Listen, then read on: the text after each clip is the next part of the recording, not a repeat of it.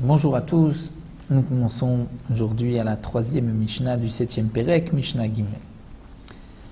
Ganav al pishnaim vetavach umachar al piem, nous sommes toujours dans la Sugya, dans le sujet de celui qui a volé et qui a ensuite égorgé la bête qu'il a volée, où la Torah nous dit qu'il devra payer 4 ou 5 fois le prix de la bête, 4 si c'est du menu bétail, 5 si c'est le gros bétail.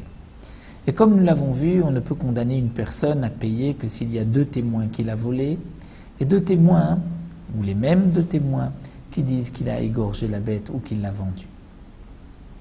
Nous connaissons aussi le principe des Edim Zomemim. Edim Zomemim, ce sont 2 témoins qui ont témoigné à faux. Comment savons-nous qu'ils ont témoigné à faux? Non pas parce qu'ils ont avoué, non pas non plus parce qu'ils ont été contredits, ou ils se sont contredits dans leur témoignage. C'est vrai que dans ce cas-là, leur témoignage est annulé. Mais le principe de Edim Zomemim, c'est lorsque 2 autres témoins vont dire « Comment vous 2 pouvez-vous témoigner que vous avez vu tel ou tel incident à tel et tel endroit, tel et tel jour, puisque ce jour-là, vous étiez avec nous ailleurs au même moment. Donc vous n'avez pas pu voir ce que vous prétendez avoir vu, puisque vous étiez avec nous ailleurs. » Quel est le din pour les Edim Zomemim, pour les témoins Zomemim, c'est-à-dire ce qu'ils ont voulu faire à leur prochain, ils ont voulu condamner leur prochain, la Torah dit, vous leur ferez ce qu'ils ont voulu faire à leur prochain. Donc s'ils ont voulu condamner Réhouven à mort, on les tuera. Ils ont voulu condamner Réhouven de payer, c'est à eux de payer à la place de Réhouven. Quel est le din? Ganav al pishnaim. Un homme a volé, il y avait 2 témoins qui ont vu, qui ont dit cet homme-là a volé. Vetavach umachar al piem. Et ces mêmes 2 témoins disent cet homme-là a ensuite égorgé la bête ou l'a vendue. Venimtseu zomemim, et ensuite il s'est avéré que ces témoins sont zomemim. C'est-à-dire que 2 autres témoins sont venus dire comment pouvez-vous témoigner que ce jour-là vous avez vu Réhouven voler ou égorger la bête puisque vous étiez avec nous ailleurs. Ils ont voulu condamner Réhouven à payer. Il s'agissait d'une vache, d'un taureau, ils ont voulu le condamner à payer 5 fois le prix de la vache.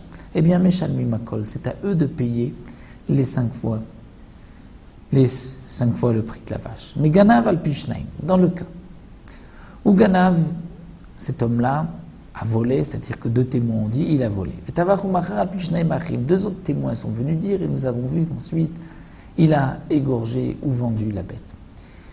Donc les premiers témoins viennent l'accuser d'avoir volé, et ils ont vu l'objet chez lui, donc les 2 premiers témoins viennent le condamner à payer le kefel 2 fois le prix de la bête.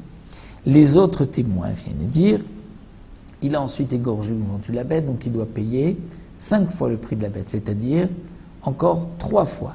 Donc on peut dire que les 2 premiers veulent le condamner à payer 2, et les 2 autres témoins viennent le condamner à payer encore 3 fois le prix de la bête. Ensuite, nous dit la Mishnah, Elu vailu nimtse zomemim. Le premier groupe et le deuxième groupe de témoins ont été rendus zomemim. D'autres témoins sont venus dire vous étiez avec nous ailleurs. Eh bien, Arishonim, les premiers qui ont voulu lui faire payer 2 fois le prix de la bête, Meshalmim Tashlum et Kefel, c'est eux de payer le Kefel à sa place. Vacharonim Meshalmim Tashlum et Shlosha.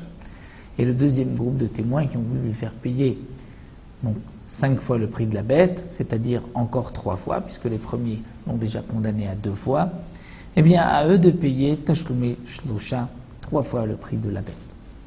Dans le cas où Nimtsewa Charonim Zomemim, il n'y a que les derniers qui sont Zomemim, mais les premiers n'ont pas été confondus, ne sont pas Zomemim, ou Meshalem Tashlumé Kefel, donc lui le voleur devra payer 2 fois le prix de la bête, puisqu'il y a des témoins qui ont dit qu'il a volé, et le deuxième groupe de témoins qui a témoigné qu'il a ensuite égorgé la bête, et eux sont zomemim, eux devront payer 3 fois le prix de la bête.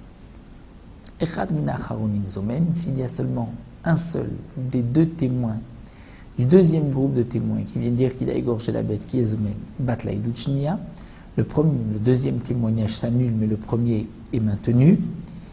Echad min harishonim zomem, si un des deux premiers témoins est devenu zomem, c'est-à-dire que deux autres témoins sont venus dire comment toi peux-tu témoigner puisque tu étais avec nous ailleurs, alors batla kol haedut, tout le témoignage tombe, s'annule.